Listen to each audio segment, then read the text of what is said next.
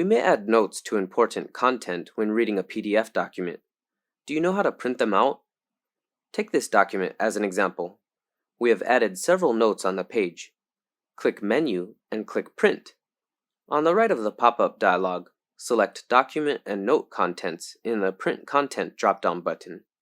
Then the marks of notes are displayed in the preview window. However, we still fail to print out the contents in the text boxes. What can we do? There are two methods for us. The first method is to click the Comment tab, click Note Mode, and then enter the print interface again. Now in the preview window, the contents in the text boxes are displayed on the right. Then we can adjust the page settings as needed. For example, we can set the orientation as landscape.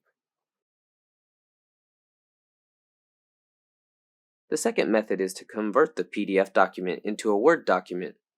Click PDF to Word in the Tool tab, and we see that the text boxes are displayed on the page. Then we click Print to print them out.